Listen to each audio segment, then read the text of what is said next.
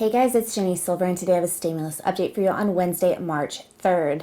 Last Saturday in the House of Representatives, we had the $1.9 trillion American Rescue Plan, the Budget Reconciliation Stimulus Bill, passed. Now that bill went from the House of Representatives over to the Senate. Now we already knew that the Senate would be revising the text because the Senate parliamentarian had ruled that the minimum wage increase provision did not fall under the jurisdiction of budget reconciliation and would have to be removed or altered.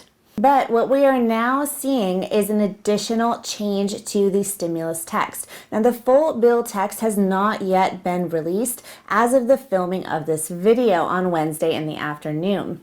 But we know that the next draft of the text will likely include a more targeted, narrower focus for income requirements in order to qualify to receive the $1,400 direct stimulus payment. Now, in the text that was passed by the House of Representatives, we saw a $75,000 and $150,000 income cap, at which point in time the amount of stimulus that you could receive began to phase out. If you were a single filer, that $75,000 AGI was the point in which you would see a phase out of the amount that you could receive for your stimulus payment. For married filing jointly, that amount was $150,000, and then you would see a phase out amount from there. Well, those numbers don't change. We still have an initial phase out cap of $75,000 for single filers and $150,000 for married filing jointly.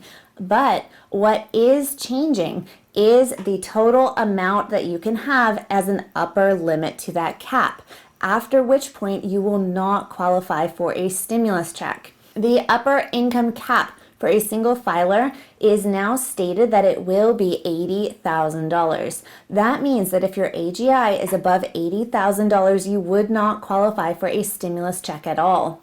For married filing jointly, that upper cap is $160,000. After which point you would not qualify for a stimulus check at all. This narrower set of requirements in order to qualify to receive a stimulus check is coming about because in order to pass this bill, we must have 100% Democratic support in the Senate. In order to get that 50-50 split vote between Democrats and Republicans, all Democratic senators must be on board.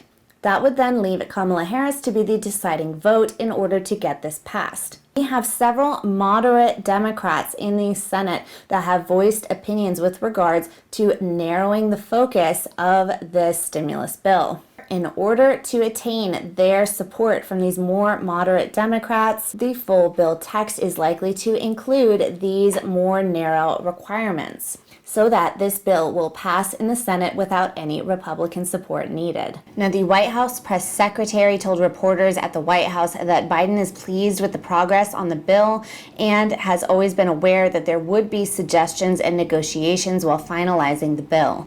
She stated he has been open from the beginning for that being more targeted and for there being a steeper cliff at which the ramp down ends. He's comfortable with where the negotiations stand. Of course, there will be ongoing discussions. Before the stimulus bill can be voted on in the Senate, we have a number of Republican senators stating that they will use every tactic possible in order to stall the amount of time it takes to get this brought to the floor for a vote. It includes some Republican senators stating that they will require a full bill text reading, which could take up to 10 hours.